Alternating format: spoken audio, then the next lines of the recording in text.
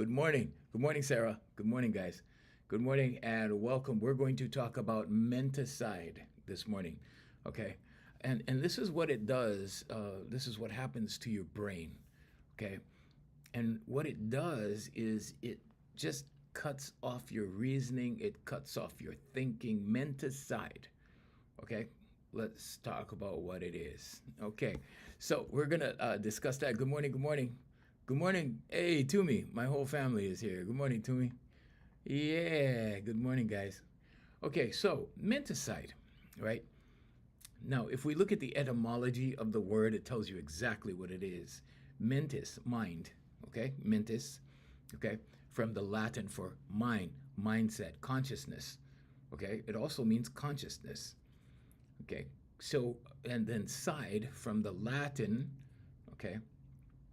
And it means to that like that, okay? Strike down, to destroy, okay? Basically to kill off, okay? Well, we don't want to say that word too often, but anyway, our algorithms are sensitive. We're on 7 different platforms this morning. So anyway, menticide, okay? What does that mean? That means you have been cut off. That means you have been shut down. Okay. Now, when menticide happens, why is this so bad, and why do we need to know about it for manifestation purposes? Okay, because I'm here so that you manifest a better life. I am here so that you can get insight into what you need to do to bring better into your life. Okay, because there is a system of things, and within that giant system of things, there's many systems of things. Okay, but we look at one system as the system, but it's more than just one system. Okay, it's many systems in one, operating as one system, and now this system is going global. And what does this mean? This means that soon automation will be in charge of almost everything. And why is this news? We see it happening slowly, right? Well, because you can bring everything into your world in spite of a system, within the system, because you have the power in here. But as we talked about with God and mammon, okay, you can't serve God and mammon. You have to pick one.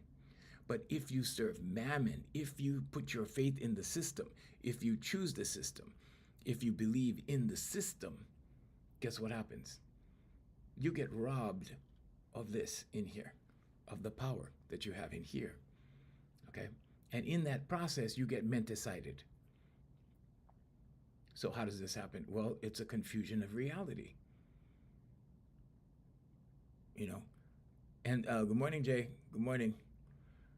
How could you get confused on reality? Oh, easy, very easy. You buy into the reality you see right now, into the video games, right? Oh, that's the thing. That becomes your reality. You know, it was really strange. I played Grand Theft Auto for a while just to kind of check it out, just to try it, just to have fun. And pretty soon I started feeling that violence. You know, I started feeling it into my regular world. Some of the things that are in video games show up in your physical world, and you're unaware of it until you see it. I was in a movie theater and I saw a scene in a movie, and I'm like, wait a minute, that's in the video game. And I went back and looked in the video game, and there it was. And it was in the movie. Was it deliberately placed in the movie? Maybe. Kind of a coincidence, right? That it was in both places. It was in the video game, and then it showed up in the movie. And the movie was a comedy movie. Def of system. Definition? Are you asking definition? Hey, Erica. Erica, I thought you were always here. Welcome back. So, so confusion of reality, okay? Because you choose your reality. Quantum physics tells us that we choose, okay? And there's not just one reality, there's tons of realities.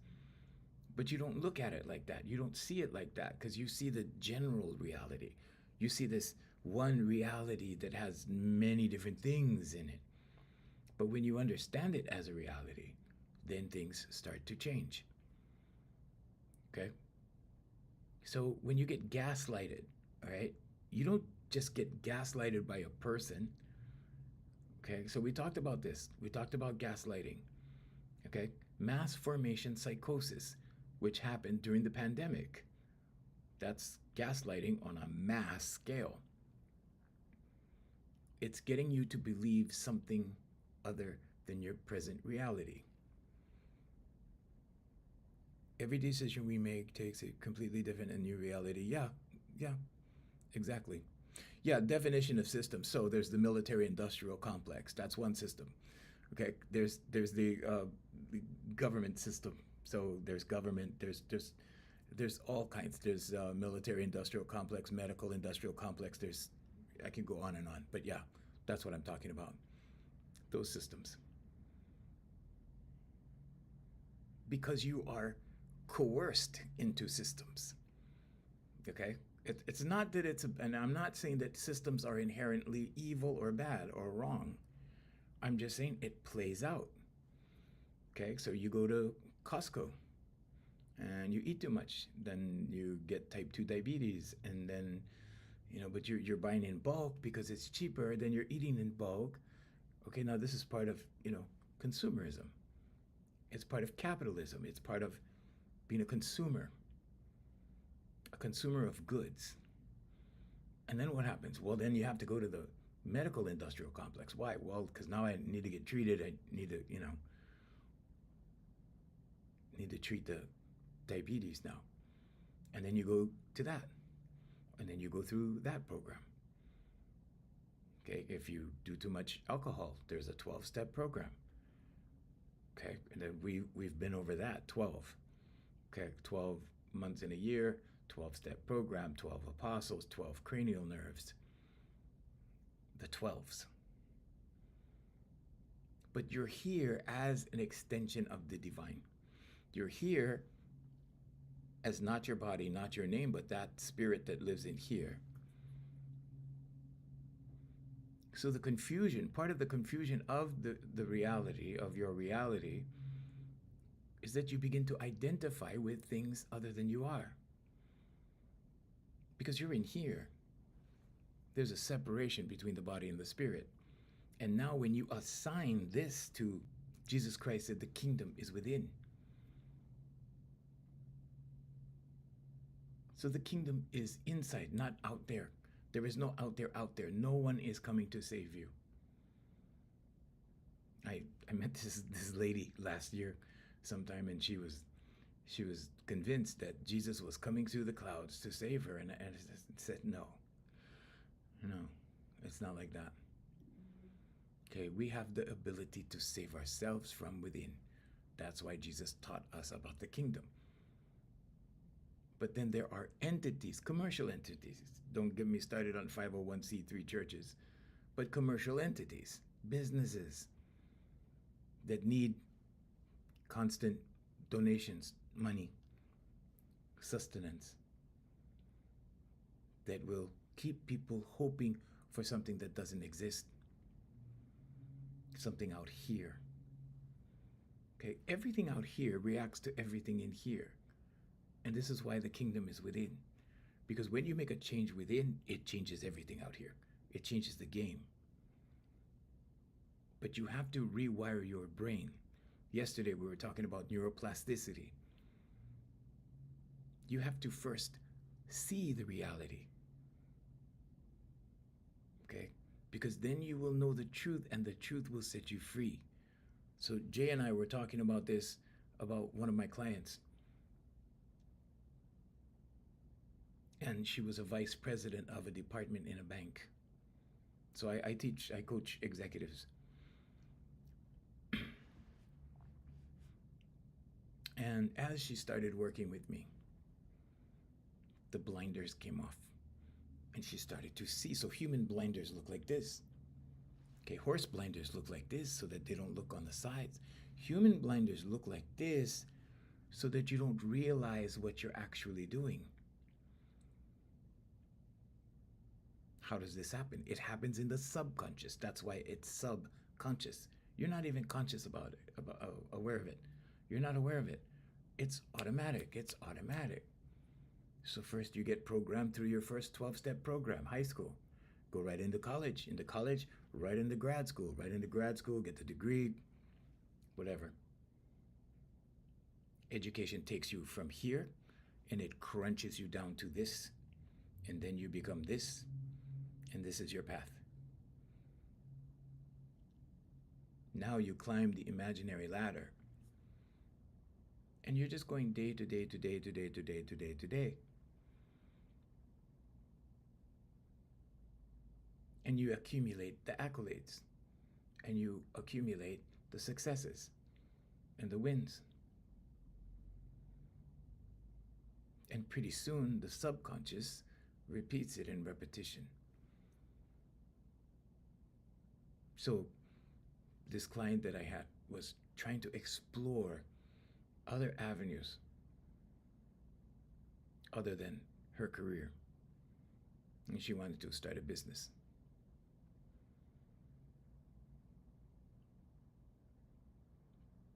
And when I helped her to see what it is she was really a part of, her eyes began to open. When her eyes begin to open, okay, the first thing that happens when people see the truth, okay, because they can't believe how deep it goes, they can't even imagine. Yesterday we were talking about imagination and what kills it. Today we're talking about menticide, okay, which is the killing off of your mind. Why is it called menticide? Why is there menticide? Because everything is committed to your subconscious. You're programmed. And then it's wash, rinse, repeat. But during the first step, when the eyes begin to open, guess what happens? Oh my God, I'm involved in this. And then there's a feeling of, now what? And then there's resentment, okay? Because you begin resenting the system. Don't hate the system. The system is always the system. But when you wake up, the second stage is empowerment, okay? The first stage is disbelief. First you're in disbelief. First you go, what is this? And then you see the big picture. And then you go, oh my God, I had no idea I was involved in that. Because on the front end, it might look innocent enough. On the back end, it might be creating damage. I'll give you an example. So if you're driving an electric car, okay, I have an electric car, right? But you don't see the children in Africa with spoons digging lithium out of the ground all day long. You don't see the condition of their hands. You don't see the back end of things. You see the front. You see the showroom. You see the salesperson. You buy the car. Sometimes you're going through a career, you don't see the effects of the career. Or let's say, the effects that the corporation has in the world. So the systems are not inherently evil. Okay? But what begins to connect you to things is important. So one of my clients, another one of my clients, who has a very prestigious job, works with the wealthiest people on Oahu, where I live on my island in Hawaii. And her first reaction was, I can't believe this. Okay, this was when the blinders came, when she started to see. Okay, Jesus said, you will know the truth and the truth will set you free. So the truth set her free.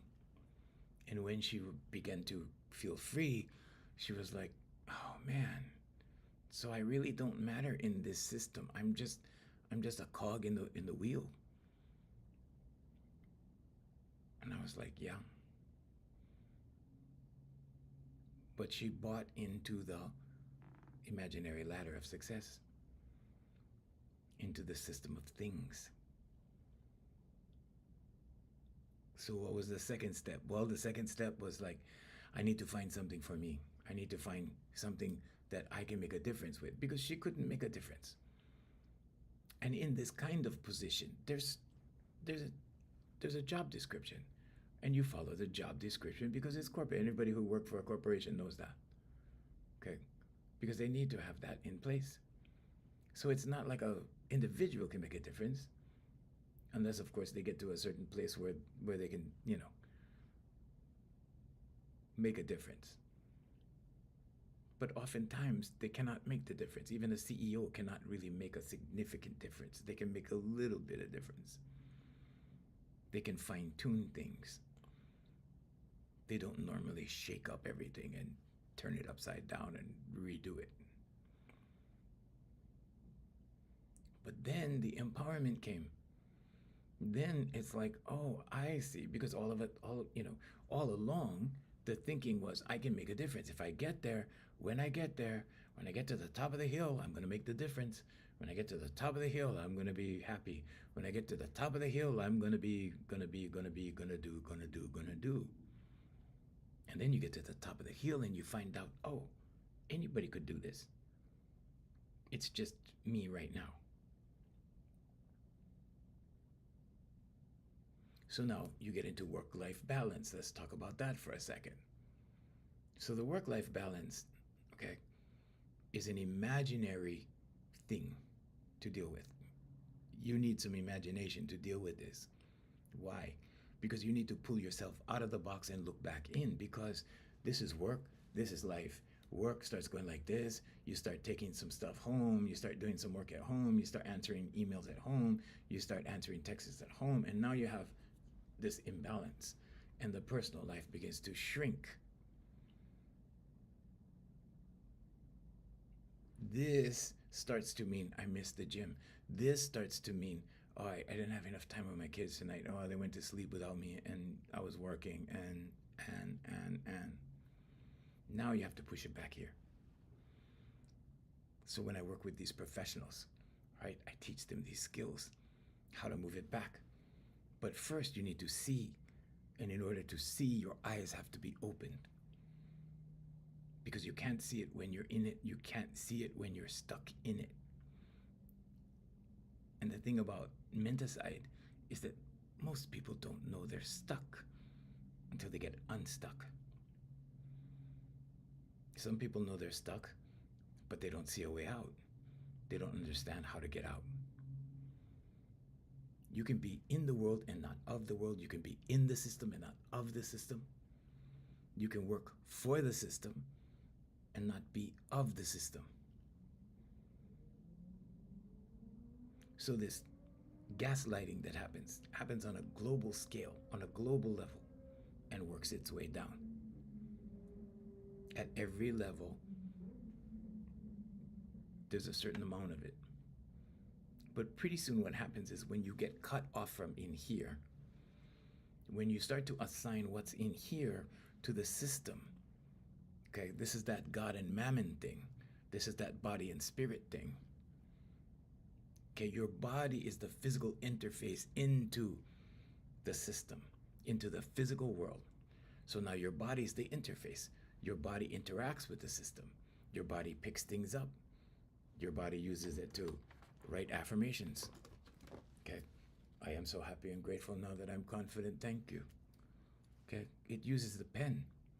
The pen is mightier than the sword because it works on your subconscious. Okay, but this is the interface into the world. Pretty soon, you begin identifying with a position, with an occupation, with a degree. And like my attorney client said, they don't see me. They only see the attorney. They only talk to the attorney. They only address the attorney. They don't see me. I'm invisible.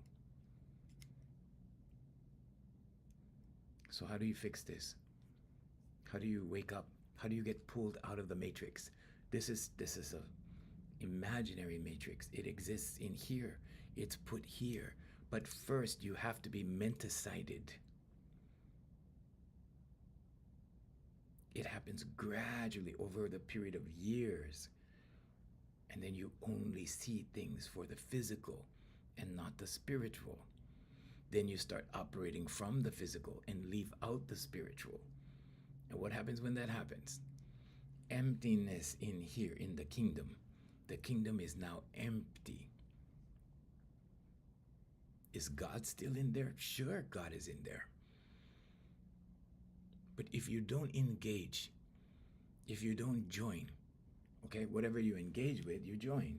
If you don't engage with God, if you don't, God within, if you don't join with God within, you're putting your faith out here in the physical, in the job, in the position, with the boss, with the conference, with these things. So it takes you away and goes over there. So we talked about high performance anxiety in professionals. Are you a professional? Okay, pay attention. Okay. High performance anxiety looks exactly like motivation. And the majority of people that you see that look highly motivated are running. What do I mean by running? They're running out of fear. Okay? They don't want to get fired. They don't want to lose their job.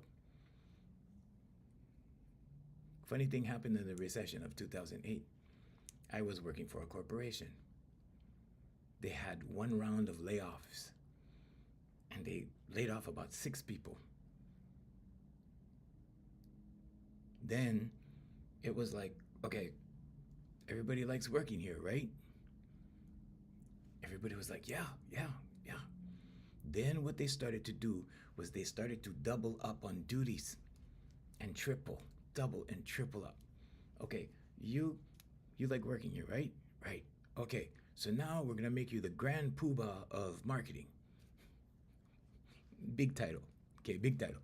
And then now that we've gotten rid of these 6 guys, okay, you remember the job that these other 2 guys did? Okay, we're gonna give you those 2 jobs. Now you got 3 jobs. Now you're the grand poobah. Fancy title. That's what it means, okay? So what did we really learn? We learned that recession in reality was corporate America getting more for less. That was the reality. Because now in the downsizing, okay, they didn't get rid of any jobs. They got rid of people. They reassigned the jobs. Now they're getting more for less. It's not about people. It's about business.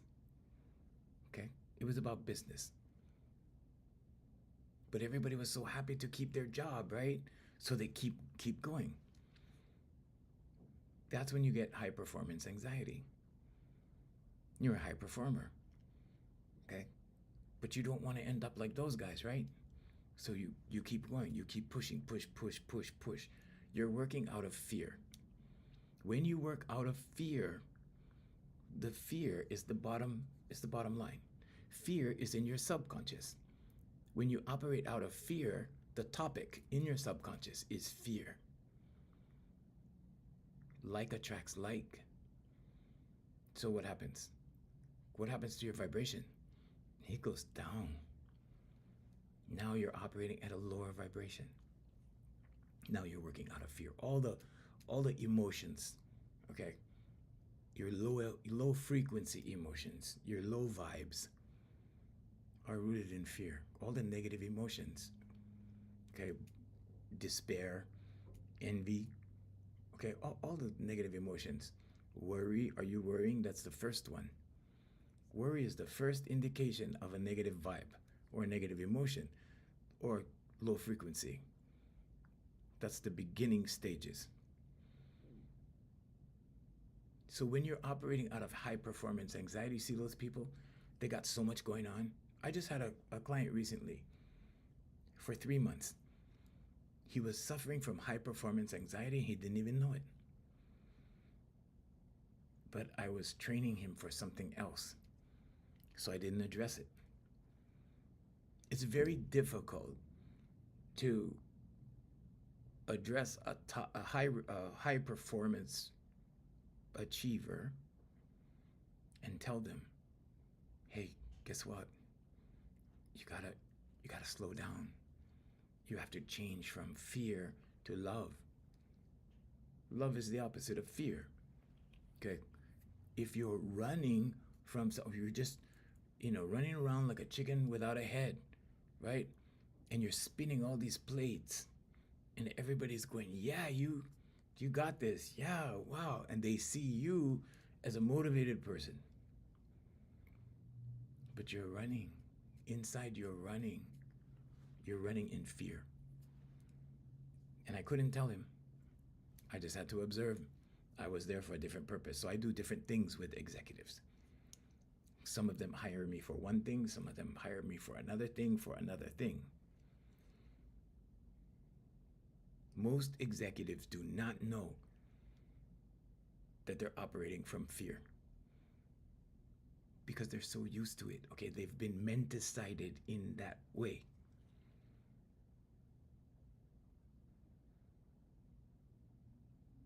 When you become mental-sided, okay, you can be mental-sided from a reality,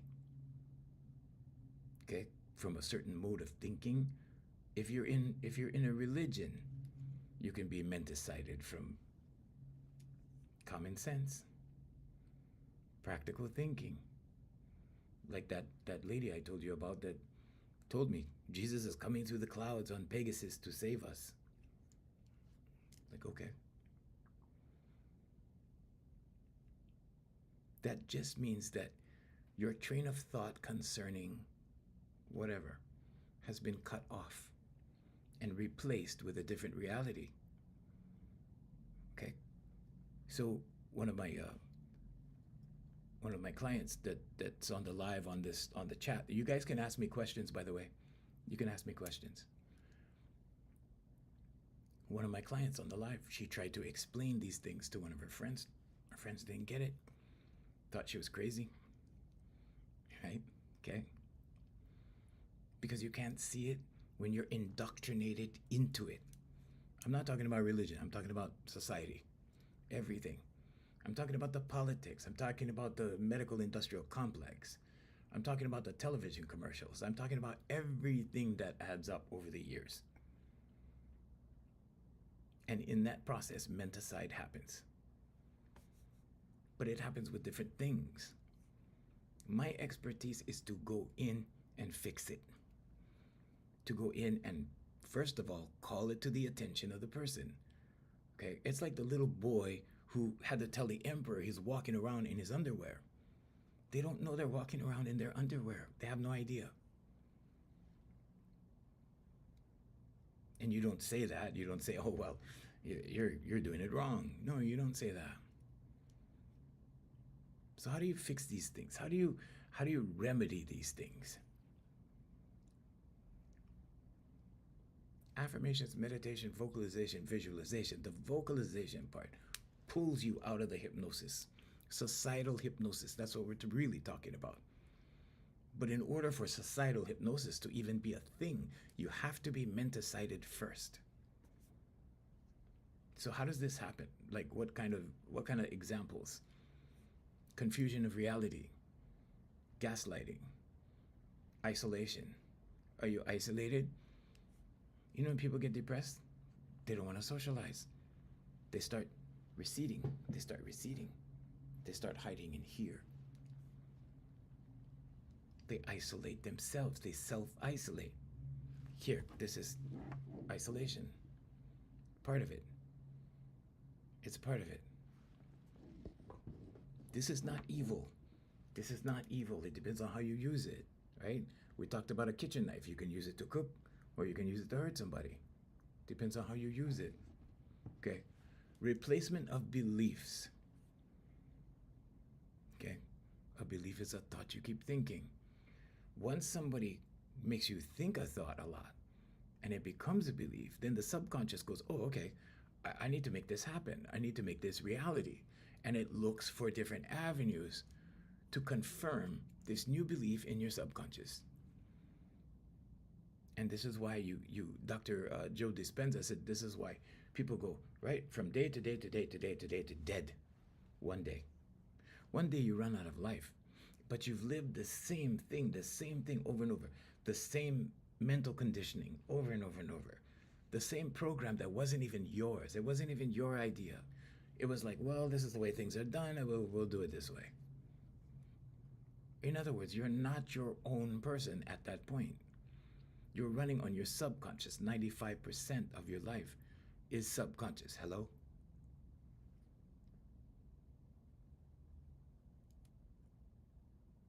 So unless you take charge of your life, take control of your life, take responsibility of your life, take the steering wheel intentionally. Okay, we're going here. Now we're going here. Now we're going there. Instead of just following along. I see so many people just following along. And what I teach my leaders is to be leaders, right? And they see it. They see it because they have to maintain leadership. My CEOs see it, right? They need to refine it. They need to fine tune it. So we fine tune it. Anybody can do this. Anybody. So the reason I'm here and the reason I'm, speaking at this level on 7 platforms every morning for an hour since last April, every morning, I missed one day, is to wake up people in big numbers.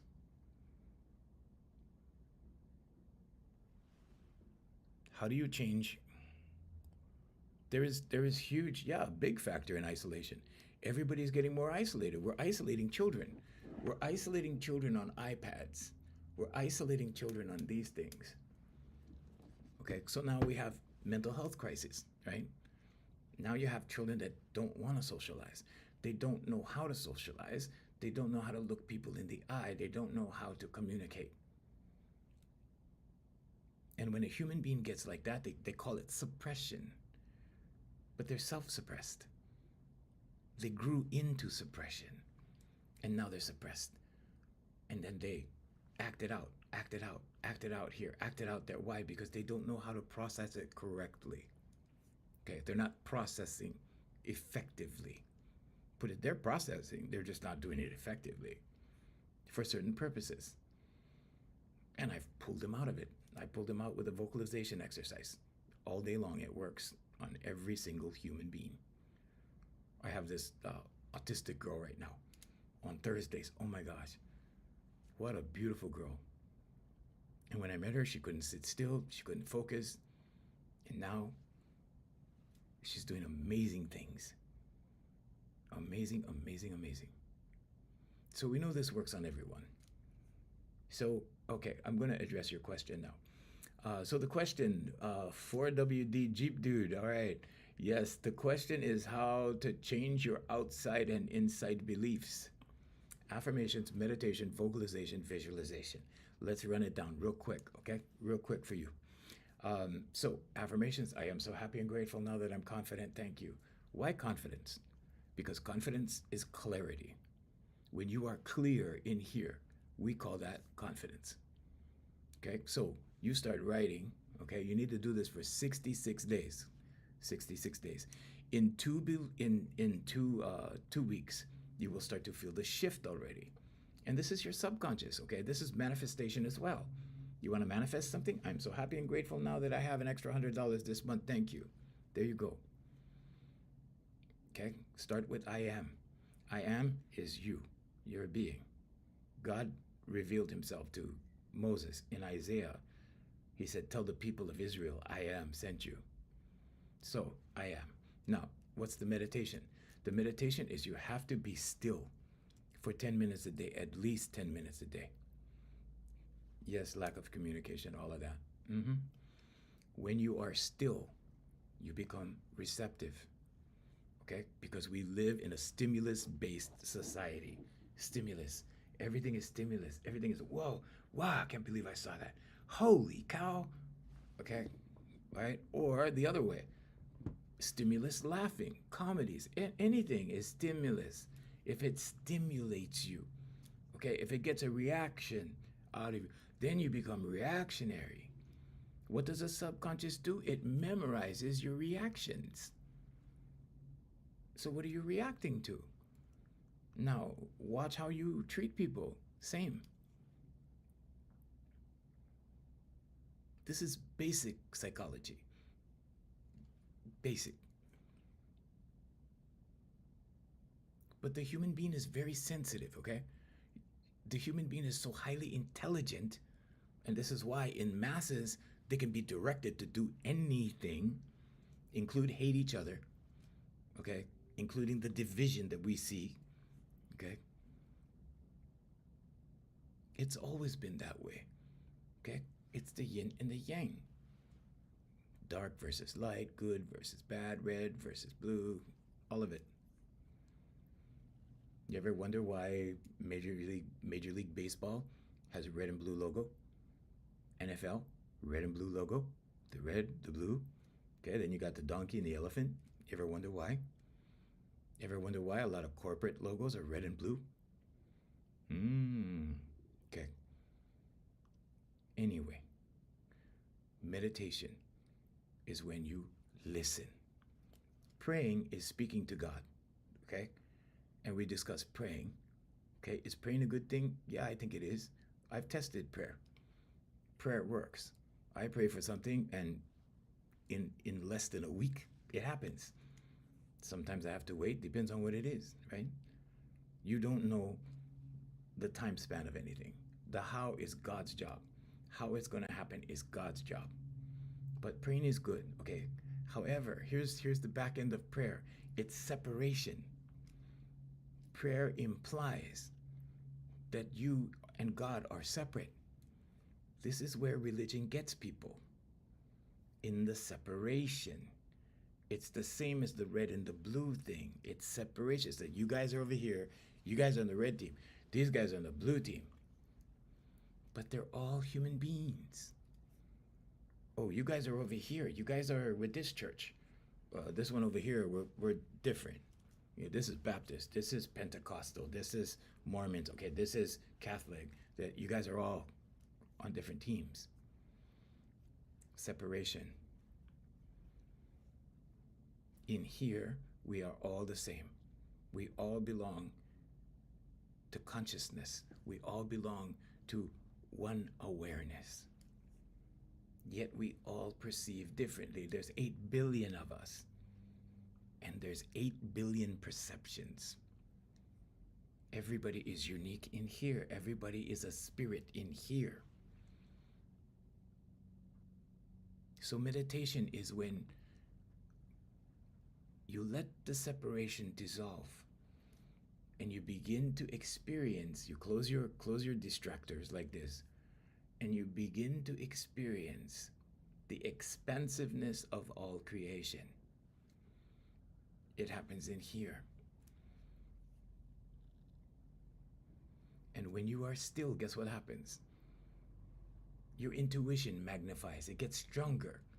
When you pay attention to that voice, you know, like you driving down the street, you get that feeling to turn right, but you have an ego, the left brain, right? You have an ego that lives in the left side, the logic, and your logic says, no, that's okay, I'll just go to the next light. And then you get stuck in the traffic jam. What do you say?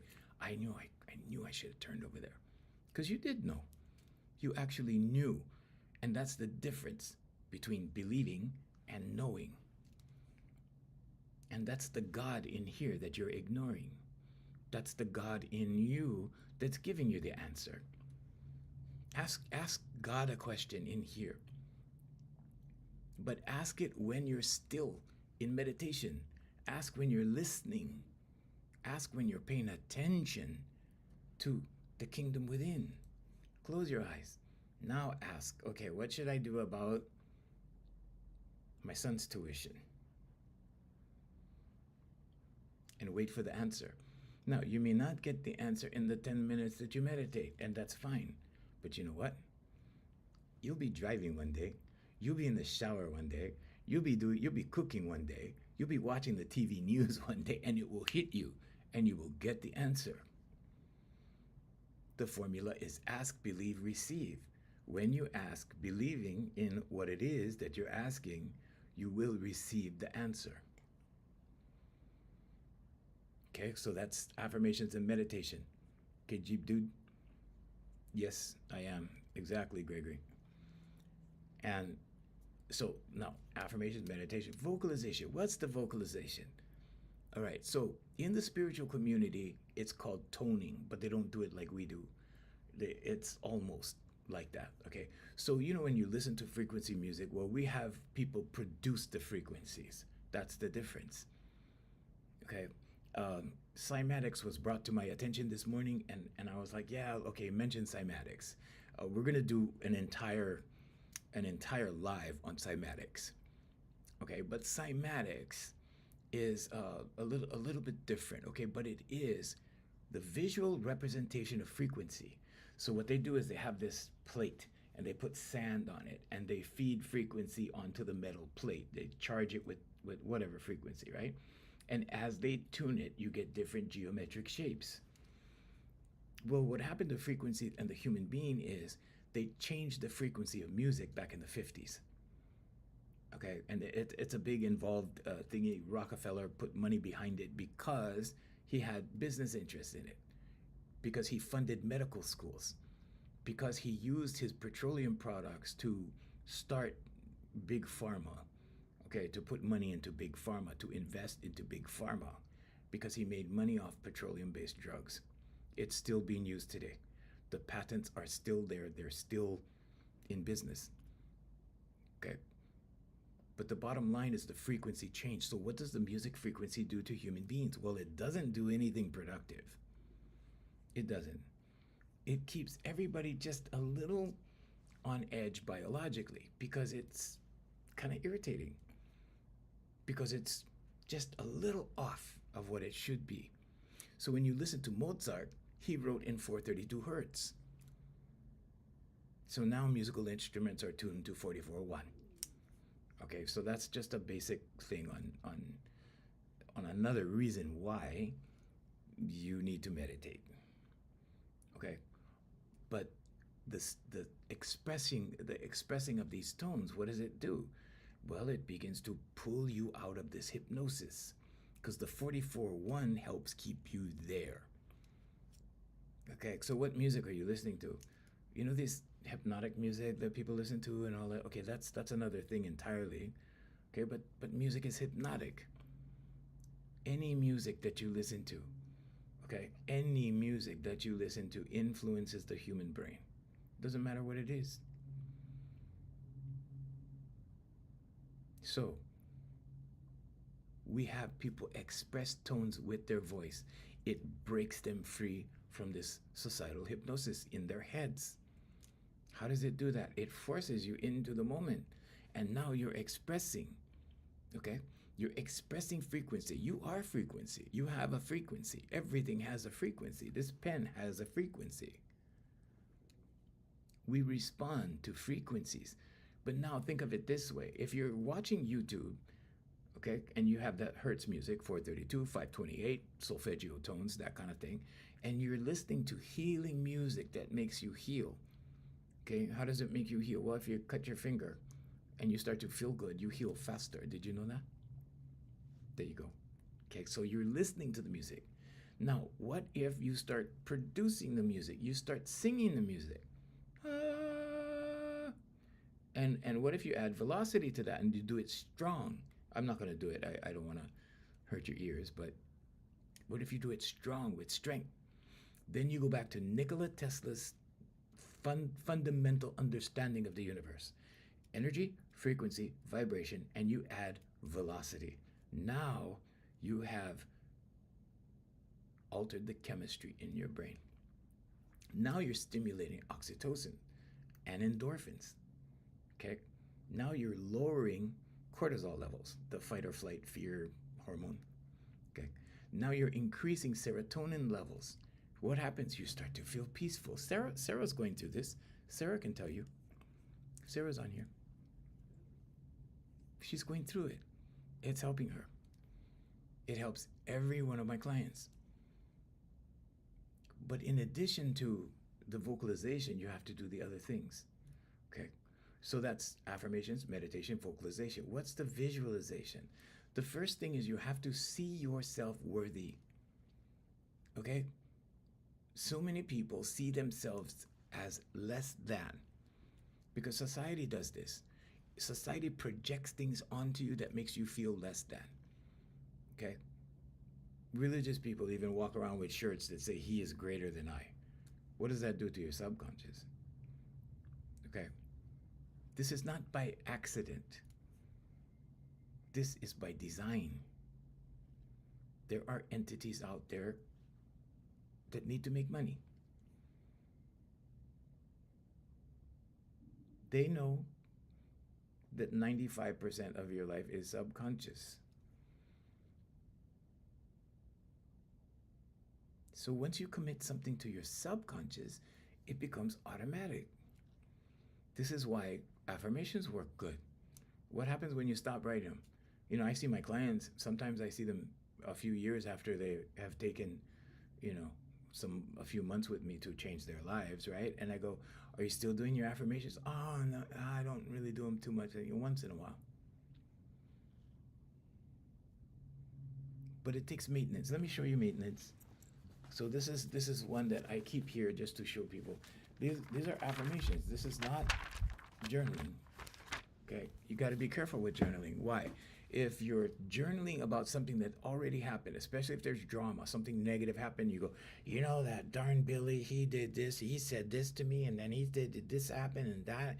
If you're writing like that, if you're journaling like that, you're cementing it into your subconscious. Okay, and your subconscious is going to look for avenues towards drama, and then you're going to wonder why you're attracting drama. Okay, this is not magic, this is subconscious. When you attract the car, when you attract the girl, when you attract the job, when you attract the attention of the boss at work, this is because of what's in your subconscious. Your subconscious is your book of life. Everything you've ever said, everything you've ever done, everything you've ever thought, okay? And this is why some people think, well, whatever I think, my thoughts are private, right? Wrong. Not in the sense that you can think whatever you want and not suffer the consequences. Thoughts become things. Karma is real, okay? But karma happens through your subconscious. How does it do that? When you start thinking bad about someone, what do we call that? Becoming critical, right? We're being critical. We're criticizing, okay? So what happens to the subconscious when you do that often or in repetition? Oh, you start becoming critical every time you look at something, right? Okay, human beings have negativity bias. Okay, so we always look for the negative first, right? Let me see. I am feeling this. It is an exciting, powerful process. Oh yeah. Oh, Sarah, there. That's Sarah. That's my client, Sarah. Yeah. What should you journal about? You should journal about the successes you had. Only write down what worked. Only journal about what was going good, Jeep Dude. Okay. So sorry, I didn't mean to ignore you guys. I'm watching from here to there. But yeah, just journal what went right. Focus on what's going right, you guys. Okay. Don't focus on what's going wrong. You're going to bring more of it to you.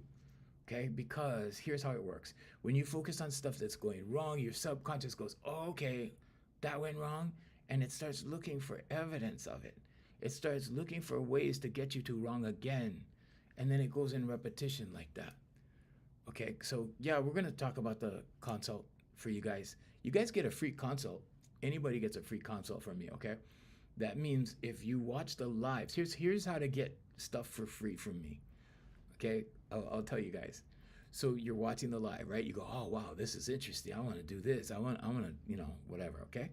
So then what you do is you go to the website here for you, lifecoaching.com, and you sign up for a consult. You get a free consult. Okay. My consults are normally 15 minutes because I have a heavy schedule. Okay. But it's normally 15 minutes and it's free. And in that 15 minutes, I can give you a plan like that. Okay. Because I've been doing this for 37 37 years. This is the 38th year. Pretty soon in next month it'll be 38 years that I've been teaching. Okay, but I'm an expert at this. Okay, I can turn around somebody's life like that if they listen. they pay attention, if they take it to heart, if they actually do what it is I have them do. Okay, I restore. Guys come to me, right? They come to me just like when they hear the D word, the divorce word. They hear divorce, and they come to me, and I turn their marriages around. Okay, and I gotta tell you that married men are the hardest people to break because they've been mentocided. Okay, back to menticide. They've been mentocided by their spouse on purpose? No, no. Most of them volunteer. How do you volunteer in a relationship for that, for menticide? How do you volunteer? Oh, you anything you want to do, dear? Oh, anything you want, honey? Oh yeah, okay, whatever. And then pretty soon what? Pretty soon she starts being the leader. Okay, so just men out there, for you guys, I say this out of love: be the leader, okay? And you don't have to worry about too much. Anyway, so we're talking about menticide today, and if you're involved in a group, okay, you're going to start thinking group think, and this is not just religion. This is your community group. This is your surf clubs, your canoe clubs, your whatever, your Hawaiian clubs, your whatever. We're way international. Okay, so in your town, whatever it is, but yeah, if you belong to an Elks Club, if you're a Mason, if you're whatever, and religion and bowling team, you're going to start doing group think. Why is that important?